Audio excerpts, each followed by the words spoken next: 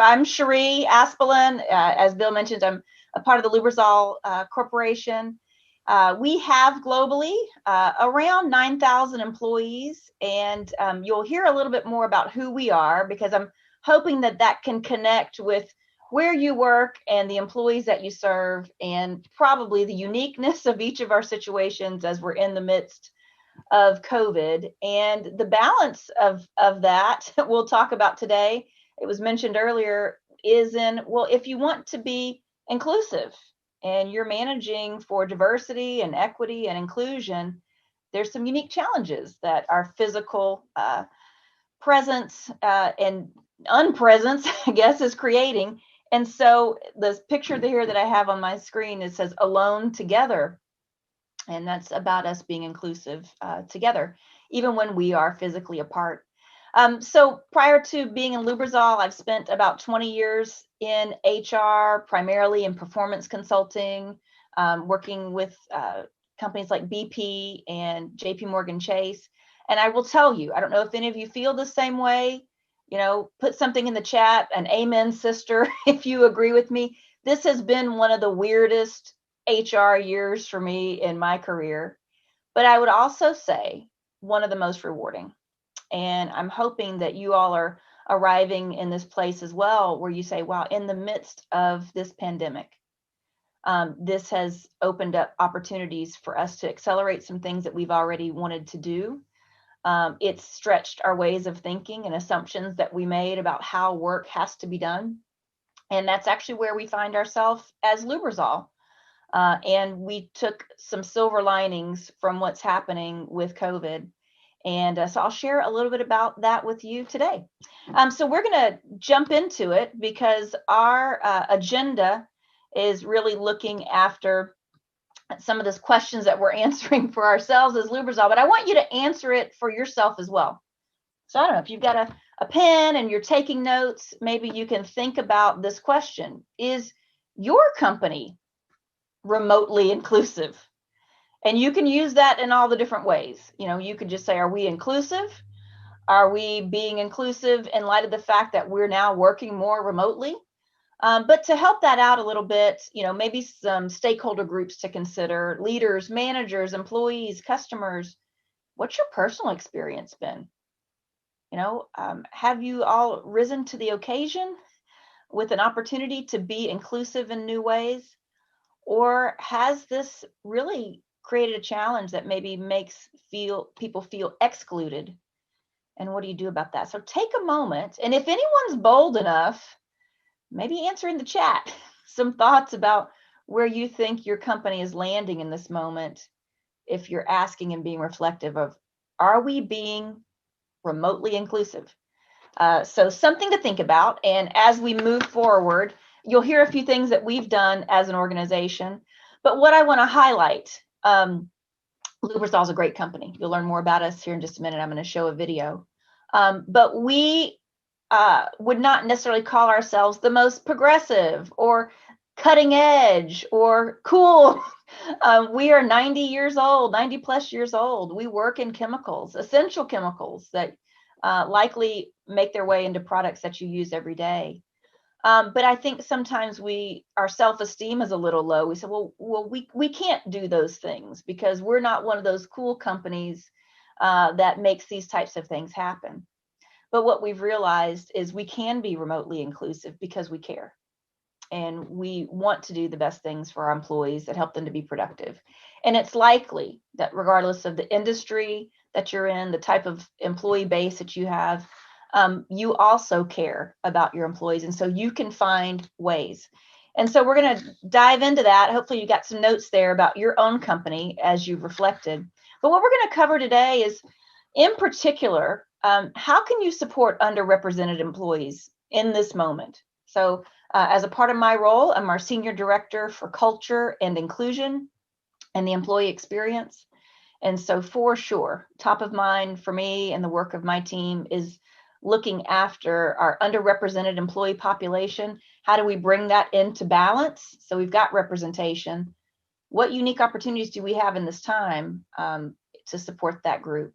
The next thing is ways to enable a global workforce. So we are a global company. So of our almost 9,000 people, a little bit, about half of those folks are in the United States, but they're all over the United States. So even before COVID, we were working remotely because we usually were never in the same building and for sure never the same room together. But how do we capitalize on the technology and tools that we have now to communicate more effectively, especially with our employees who are in other countries?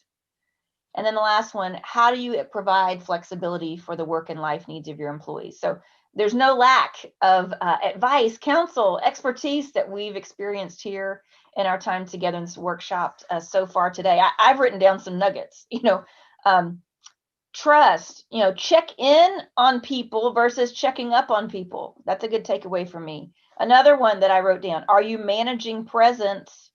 Are you managing productivity?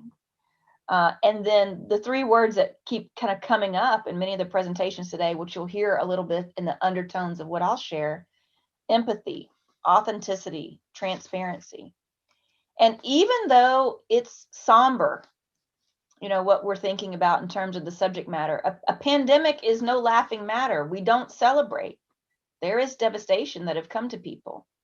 And in the midst of that, it's forced us to look at some things that were likely our status quo. And how do we innovate and create opportunity from that, especially related to how we serve employees? And so let's go ahead, and I'd like to show a video to give you a little bit of insight into Lubrizol, because I think that helps set the stage for who are we serving as HR to our own employee base. And so let me get this video going for you.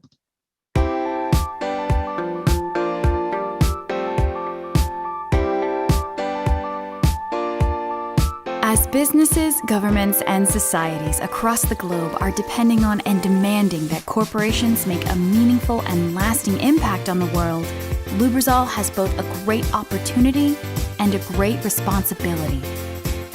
For very few companies have the experience, expertise, and existing business to impact as much far-reaching positive change as Lubrizol. With our technology in more than half the vehicles on Earth and touching the everyday lives of at least half the world's population through a variety of solutions in a wide array of products, our impact today is already tremendous. Tomorrow, it will be even greater. With deep roots and proud heritage as a pioneer in transportation, Lubrizol has evolved and expanded into a range of other industries by being a pioneer in transformation. This unique ability to help companies and technologies transform is becoming more essential every day. So as we approach the centennial of Lubrizol's founding, we are proudly and definitively renewing our commitment to unlocking science that transforms. This is more than our mission. It's a global imperative. The world is depending on Lubrizol to move cleaner, create smarter, and live better.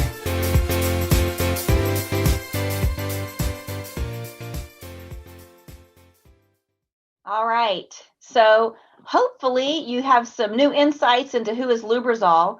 And even though quite a bit of our business is based upon transportation and particularly engine oils, we've been okay during the pandemic, even though you're driving your vehicles less, because if you've used hand sanitizer in the last 12 months, it's likely that that hand sanitizer has Lubrizol ingredients inside, because we are the company who created the material that makes hand sanitizer a gel. So we've been pretty busy as essential during this time. And as a matter of fact, a little over half of our employees worldwide work in manufacturing. And so as we're having the conversation about remote working, it is important for us as well, because fully half of our organization is, in a manufacturing site. And so what I want to focus on, because we're talking about inclusion as it relates to working remotely, is unfortunately the disproportionate effects to underrepresented communities. So I'm going to share some things that are US centric. I know we've got a global audience here, but some of this could apply to where you are in the world. This is really interesting to think about impacts on women. Pre-pandemic, there were more women than men in our workplaces. due to the pandemic, the female employment levels have now dropped to what they were in the 1980s. And so it's likely not lost on you as you've been reading articles and research about gains we had made with women in leadership. We are retreating because due to life and work decisions that families need to make, women are exiting the workforce in larger numbers than are men. The other thing to consider for Americans, something to think about, Hispanic and Black Americans are dying from COVID at a rate almost 3 times the rate of white Americans. And so when you think about that, the employees who are coming into your workplace, what is weighing heavily on them are very real impacts in their families, in their communities. It's tragic, it's traumatic. And so the very real health implications of COVID on your workforce can't be ignored. And then lastly, last year, and it continues on into this year, it boiled to the surface. Racial tensions, primarily the conversation has been in the US, but it's taken its way around the world.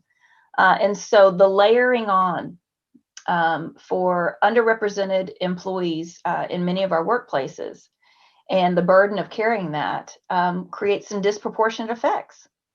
And no one is asking for an easy way out, but it is important that we consider that, because in this moment where we're working remotely and our traditional ways of helping someone feel included may need to shift. And so the first thing that we're going to talk about is ways to support underrepresented employees. And here's some things that we've come to understand inside of Lubrizol. We know the demographics of our organization in Lubrizol. We actually published this on our website, so this is no secret. 70% of our employee population globally is male. And in the United States, we have set goals related to representation of Black employees in our workforce, and we're trying to increase those numbers to match and align with the communities in which we operate. But thinking of underrepresented employees and in these moments with COVID, it's really important for us to understand that if you are in the majority, the stories that you're hearing from your coworkers and colleagues that are in your workforce minority, they're real, it's raw, and it's personal. And so that's been a really deep conversation we've engaged, especially with white employees as allies or with men as allies. Look, don't just scroll through the news. Realize that your coworkers are having this as a real life experience. And so how do you stand with them in this moment? And a part of that is knowing the names of employees in your organization who are underrepresented and understanding their story, and not assuming that things are as they're portrayed on the news, but seeking to understand from their personal experience.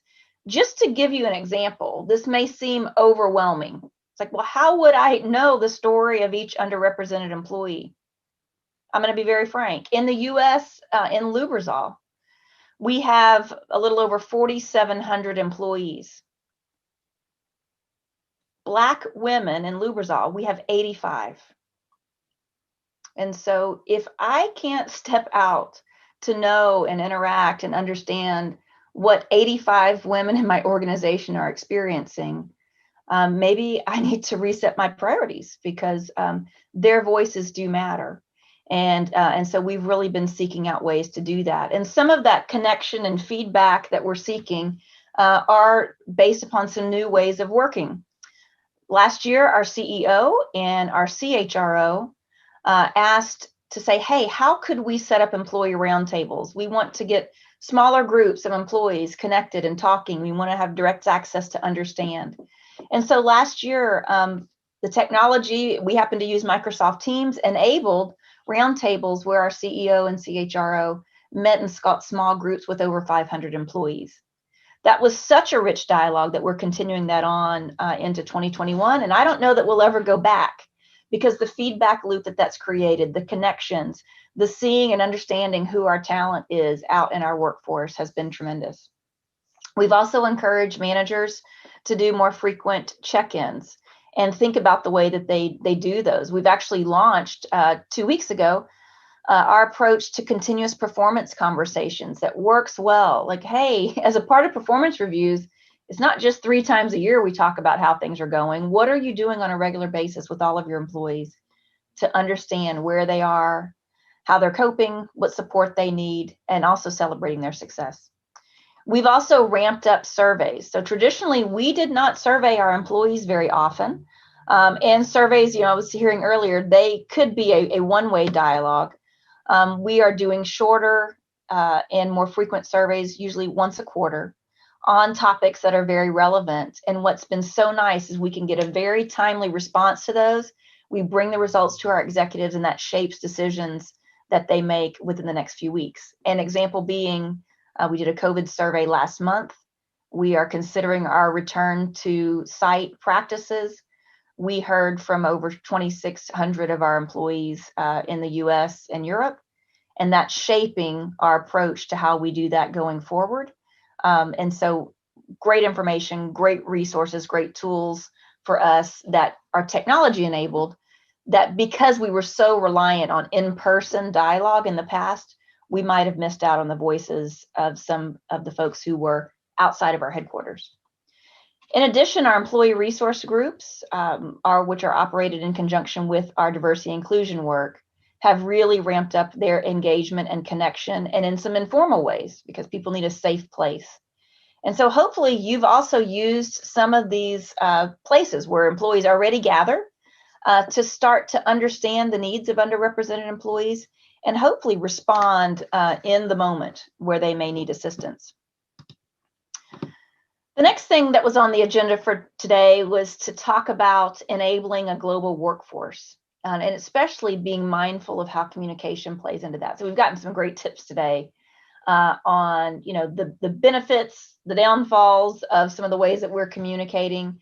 I liked even just starting off, what is communication? We sometimes view communication as throwing something over the fence. It was sent, but if it wasn't received and understood, then we didn't really communicate. What we found, feedback from our employees around the world, is their view in most cases is that video meetings have actually leveled the playing field. I don't know about you, but I'm embarrassed to think back. A little over a year ago, I could have been sitting in a conference room in our headquarters, 8 o'clock in the morning. We've got a teleconference. We call it a spider phone. I don't know what you might call it, but we've got a teleconference phone there. There's 12 of us around a big conference table.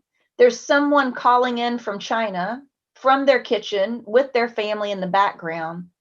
And I'm embarrassed to say sometimes we would even forget that they were there. And that is not inclusive. They don't see anything. They can't hear. We're not pausing to see if they're there.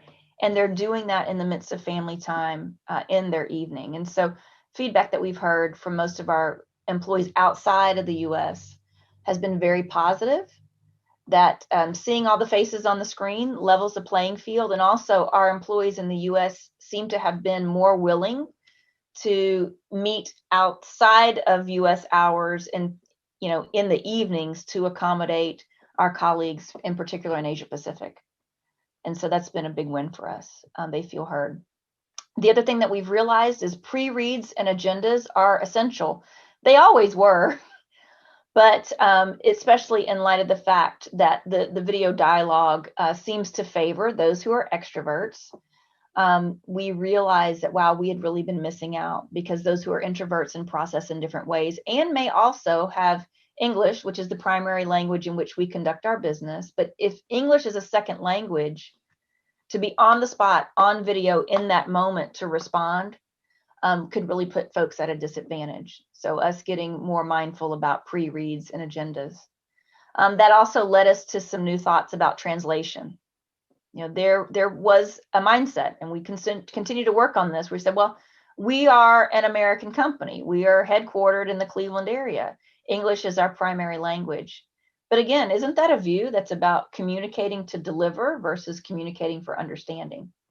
And so we are ramping up when and how we provide translations for our employees to ensure they can take it in and understand and act. And then I mentioned earlier about the time zone burden that, at least in our organization, was primarily carried by those employees, in particular in Asia Pacific. And so really looking to shift that, making sure that we're meeting on days and at times that doesn't encroach into someone's weekend. Whereas I don't know that we were as mindful about those things before, but I think what we've seen is it is wonderful to have our colleagues from around the globe live, there, present, and we can see them and engage with them. And it's created a hunger for more of that, and also some new awareness of how we can shift our own behaviors. And then the last one that I put here, this actually came up in the TED video that was shown as we were starting. It was based upon an introvert extrovert sense of employees may or may not want to be on camera, and my default as an extrovert is I never met a camera I didn't like or a microphone I didn't love. So I am thriving in this environment whenever I want, I can just camera into somebody, and my expectation is that they want to see me as much as I want to see them. And I've gotten some really helpful feedback from people on my team. Not just the introvert extrovert connection to being more inclusive, but in the case of, as small as this may sound, but most barbers and beauty salons and things are open in some way, shape, or form. But in the midst of the time when they were not, consider if you have hair that you like to chemically treat, or you seek assistance with weaves or wigs or other things. And so the salon is actually a really important part of you feeling your best and being able to present yourself. And so got some feedback from some of my Black colleagues to say, when you demand that we're on camera all the time, we might not always be ready to be in that way, especially when we feel as if we must present in a way that is white. And you're now seeing us in a state where we can't do that for you to make things more comfortable for you. Wow. What an impactful conversation, because what it really opened up is this expectation that was there in terms of what is acceptable because it's white, and really helped us to evaluate, well, is not curly and kinky hair professional? Is it not beautiful to be in braids? It is. And so that's been some interesting dialogue and conversation for us as well. Implications that I would have never imagined. The other thing about being on camera, I'm in a room alone. It's quiet. There's nothing happening in the background. I don't have kids crawling around, or pets or in-laws. But when we insist that we be invited into someone's home, and they may not have space to accommodate for a private setting, just something to consider. That can be a burden that people have to carry. And that's not just underrepresented or global. It's just someone's personal preference. And so we're at a place now where we've, as companies, as organizations, are insisting sometimes that we be in someone's home with them. And how do we balance that? So some things to consider there that just never came to mind before, because we weren't presented with the opportunities to think in that way. We've also had a lot of thought about providing flexibility. I mentioned earlier that in Lubrizol, a little over half of our workforce actually works in a manufacturing site. So they are in labs. They are, in a plant. They are mixing the chemicals to create the products that we then sell out to our customers. And so you can't really do that in your basement. You can't bring the Bunsen burners home and figure out what's the best formulation for polymers in your kitchen. And so the thing that we've done is we've lived now in both worlds. There is a foot in the world of we must physically be present to do what we do that is essential. We also have almost half of our population who likely could work remotely. And if your situation was like ours, I think it was Friday, March 13th, we get an email at the end of the day, do not come to an office on Monday. What was cool about that, though, is we had toiled with, and actually since the 90s, we had a policy of flexible working. And I put that in quotes because it maybe It's like what yours were, that if it was created back in the 90s. Some guidelines, some ideas about job share, part-time, compressed work weeks. But if anyone was on those types of arrangements, and many times they were doing it under cover of darkness, because there was so much emphasis put on FaceTime, the being present versus being productive that we heard about earlier. We've been rethinking that, and we flipped it on its end. And actually, this is a statement from our guidelines here that we're using. And this is what we're saying. We will say yes to flexibility unless there's a compelling business reason to say no. So the default now, in the past, you would have had to prove your case and write a thesis statement, and we need 6 sources that you've cited in a bibliography as to why you should be able to work from home. We're changing our mindset and flipping it on its end. Our default is going to be yes, unless there's a compelling business reason to say no. Now, we haven't gone as far to say we will no longer have offices, everyone will be remote all the time. You can work from a beach in Bora Bora if you prefer. But even though we are 90 plus years old, we've realized how productive we've been in COVID, how much our employees have appreciated the flexibility that this has afforded. And we also know that we can't go back to the way that things were. So we'll outline with our employees that there is flexibility in when you work. And a good example of this, I've got a colleague in the UK. He's got someone on his team in China, but most of the interaction that he has is with a group of us in the US. His wife is also working. They have children who were going through homeschool. He adjusted his hours and the fact that he is working a US schedule, so he can be online mostly for US work hours. And then he adjusts in the evening so that he can meet with his direct report in China. And he's also there and available to make breakfast for his daughters and get them off to their day of homeschooling while his wife works a UK schedule. And it's wonderful to hear his story. He's exhausted, as we all are, but what a great opportunity to feel like you can add value at home and you can do what you want to do at home and be a good dad in his case, and also feel like you're getting the work done as well. Where you work. So this is another one that we're introducing new options. And then how you work. So, traditionally we have compressed work weeks and all those other types of things, but we're doing more with that than we had in the past. And we're finding new ways in how people work. So when we started, I had asked you to write down some notes. And it's likely over the course of today's sessions, you've been scribbling some things like, wow, that's a best practice. Wow, that's really cool. When we started this last session, I asked, how are you doing with even being remotely inclusive? And you may have felt limited, but it's likely that you've done some things. And imagine that for those employees who were either underrepresented or feeling the stress of not having flexibility, you've opened up a door that they can feel more included. And if in this discussion about what we're doing at Lubrizol, you gathered any ideas, it's not fancy. It's just thoughtful. And it's because we care. And it's likely in your company, it's because you care as well. What I'd like to do is, Bill, see if we have any questions or if there's anything in the chat that someone else shared that we'd like to elevate, because the whole idea of communication being a dialogue and not just me throwing something over the fence really struck me today. All right, fair enough. Well, I appreciate that offer, and I'm sure the audience does too, Cheree.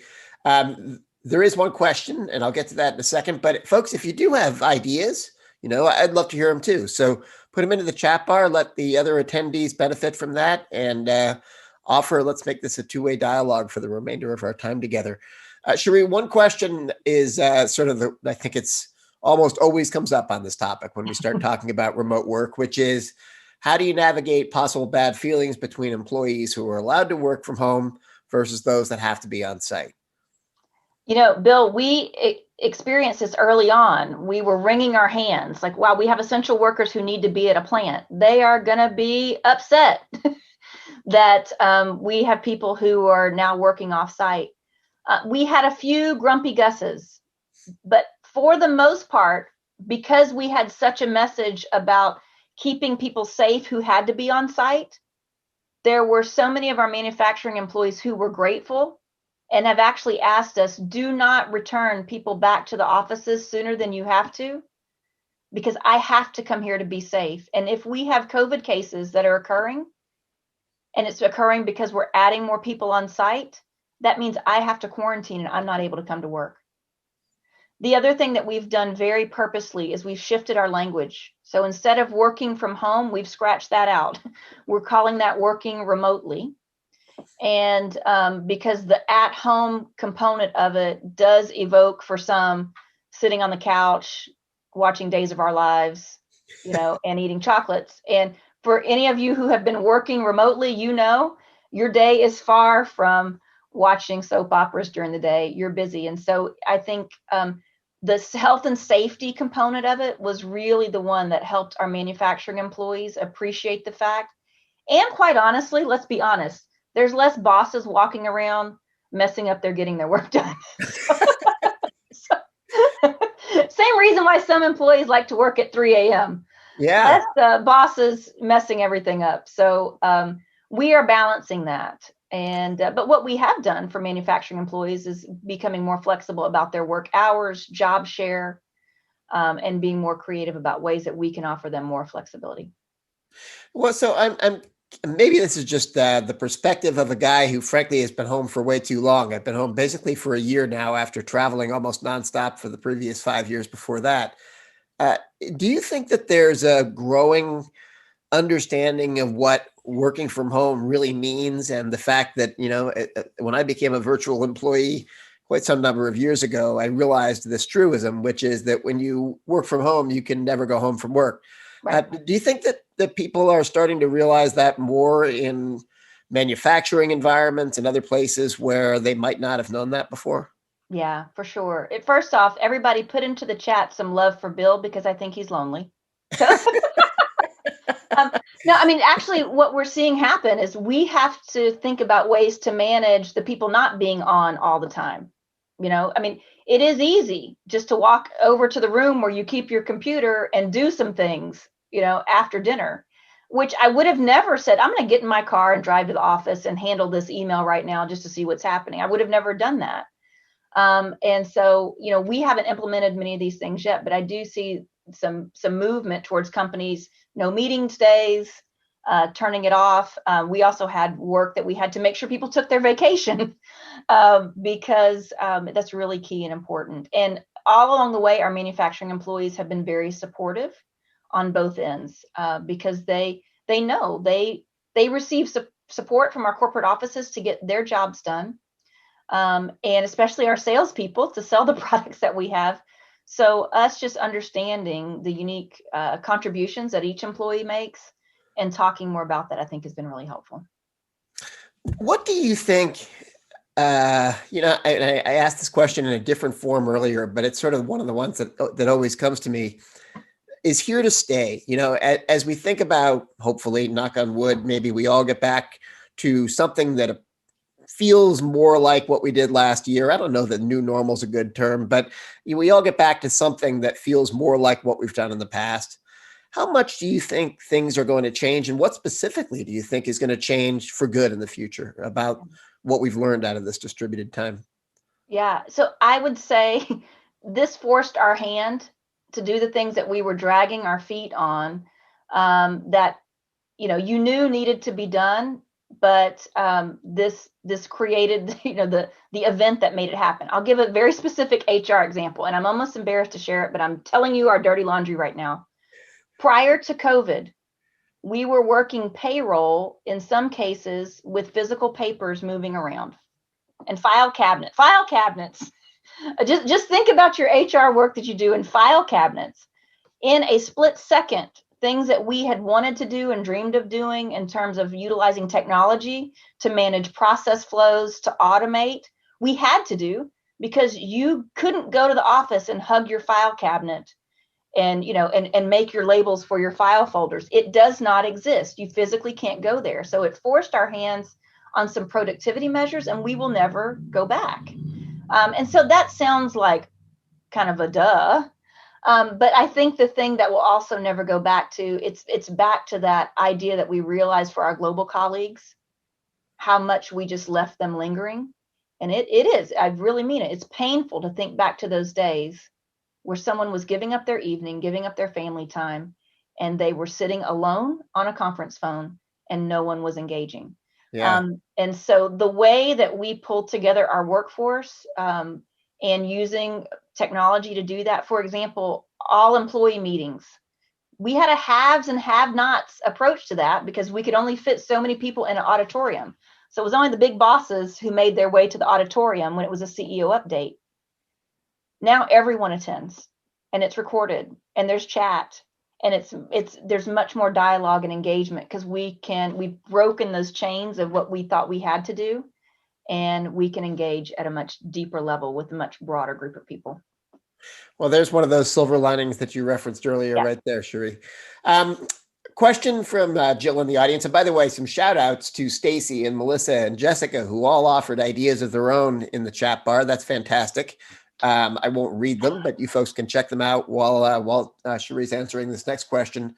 But this is another one that I think is a fairly common question as we start to think about creating more inclusive company cultures. How do you get senior management on board with intentionally creating company culture? We're small, where relationships are everything, and morale has been quite low. Thoughts about how you get the senior leaders to follow along? Oh my gosh, we're going to need a whole nother conference for this one. So, because this is actually the work that I and my team have been doing since 2017, which I say, I'm so glad we did it then. And I'm so glad in 2019, we reset our strategy for diversity and inclusion, because we didn't know it, but we were ready for this COVID moment because we had worked already on culture, because we had a strategy for inclusion. When we had to make decisions about, oh, crud, what do we do? We've never had this before. In our gut, we knew who we wanted to be from a culture perspective. We knew who we wanted to be from an inclusion perspective. So the decisions were easy. An example of that is this. For those of you in the US, you know that we really don't have too many safety net programs, that if someone has to be out of the office, you probably have sick leave and those types of things. Because of our culture, because of the way that we care, and because of inclusion, our executives made a decision, probably it just took them about 3 days to make it, that we would pay an employee and keep their salary going, even if they had to be out of work because of suspected COVID. This was a huge expense to us. And the other decision that we made, as much as possible, we said we will not have layoffs. Because we had done the soul searching on culture and inclusion, there was no, oh crud, who do we need to be in this moment? It was so clear for us what we were going to do. The same with George Floyd. Lubrizol is a business-to-business company. We're privately held by Berkshire Hathaway. We didn't need to make a statement out to the world because, that's not a place where we've been in the past. But it was so in our core because we had worked on culture and inclusion, and it comes from the top, and it comes from our senior leaders who've been working on this for many years. They knew what to do in the moment because they believed it, and it was genuine and authentic. So I really do mean a whole culture conference could be held on the tactics towards that. But I would say, use this moment. The world may feel like it's crashing down. We said we're exhausted, we're tired, but there's so much we can do to push forward because this is a unique time that hopefully we never, ever have again. But let's ask for it and let's go for it because we've got this window of opportunity right now. So. Fantastic. Cheree Aspelin is the Director of Culture and Inclusion at the Lubrizol Company. Cheree, in another shout out to you, actually. In the chat bar, one of the attendees says, I appreciate the honesty here. It's been powerful to hear. I agree. I knew it was coming because I listened to you speak before, but fantastic stuff. I appreciate you sharing your story and sharing the experience today and helping us see both the good and the bad in the situation where we've been so far. Thanks, Bill. Thanks, HCI. And all you HR folks, you're heroes. Keep at it.